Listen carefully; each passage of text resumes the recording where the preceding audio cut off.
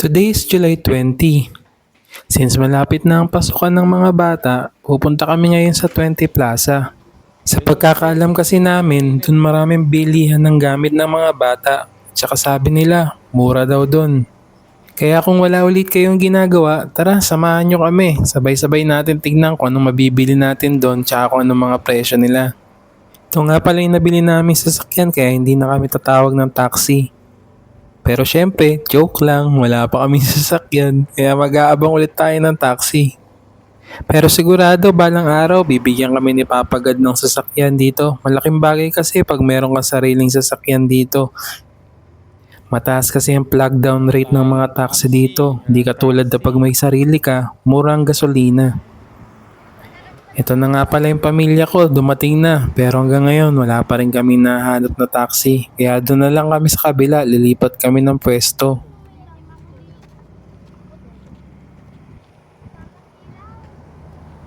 May bago nga palang ginagawang building dito sa tabi namin.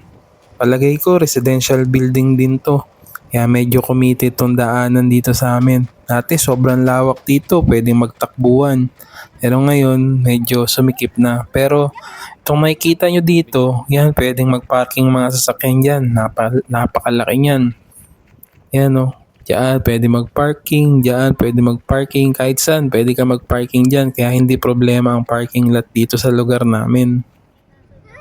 Oh, tingnan nyo mga itsura namin. Pawis na pawis lahat. Sobrang init pa rin kasi dito ngayon eh. Pero laban lang, pagdating naman sa loob ng taxi, malamig na uli. At ito, dumating na kami sa 20 Plaza. Dito na namin inuna sa mga gamit ng bata.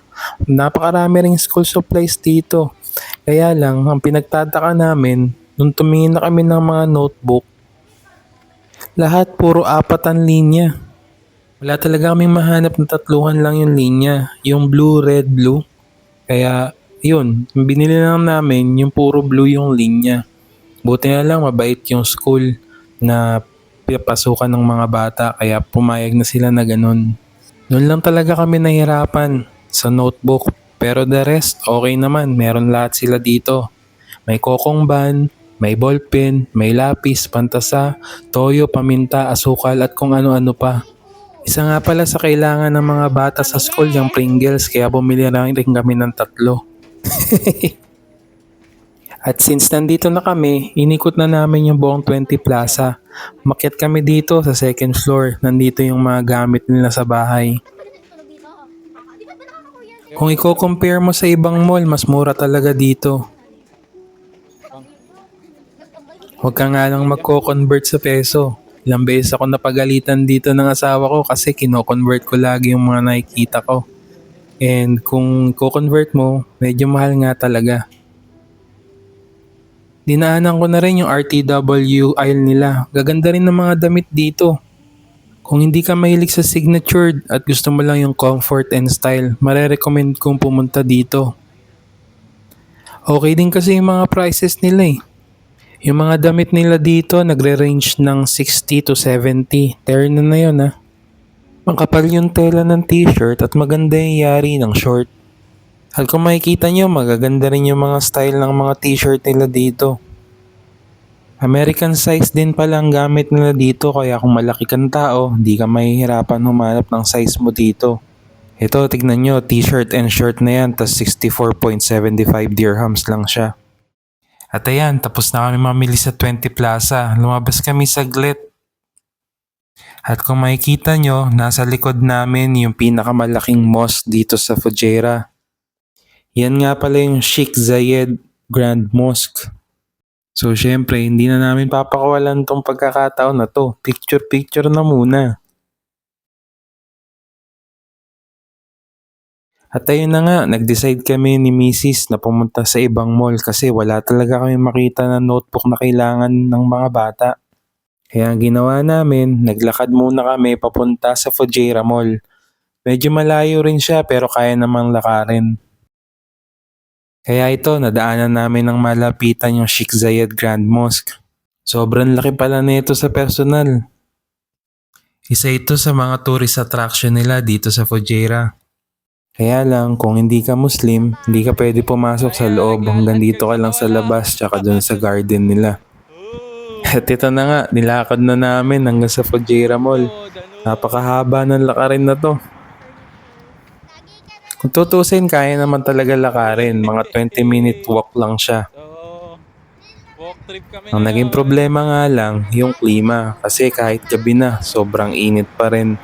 So from Pero kagaya nga ng team song ng pamilya namin, basta tayo'y magkasama, laging mayroong umagang kay ganda.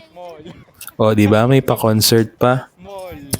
Mga oras na yan, nagkikwentuhan na lang kami para hindi namin maramdaman yung pagod. Sa Pitok Mall. Nag-aasaran, nagkukulitan.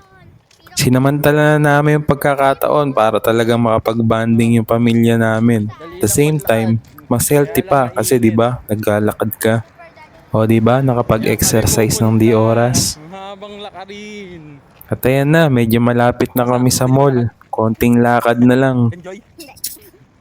Tanaw na namin yung pupuntahan namin. Kaya sa buhay, huwag kang biglang susuko. Kahit feeling mo wala kang patutunguhan. Kahit feeling mo hindi ka umaandar sa buhay. Kahit feeling mo walang nangyayari. Tuloy mo lang, laban mo lang. Lapit ka kay Papa God at siya ang magbibigay ng direksyon sa buhay mo. Lagi mong tatandaan, alam ng Panginoon kung ano ang best para sa ating lahat. At yun na nga, dumating na kami dito sa paborito naming mall. O, di ba? Ganyan magtipid ang mga Pinoy. Kaysa may bayad mo sa pamasahe, lakarin mo na lang.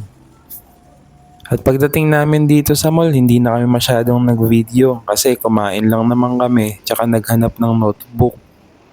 Sa kasamaang palad, wala rin dito yung notebook na hinahanap namin. Kaya pagtapos namin kumain, ayun, umuwi na rin kami.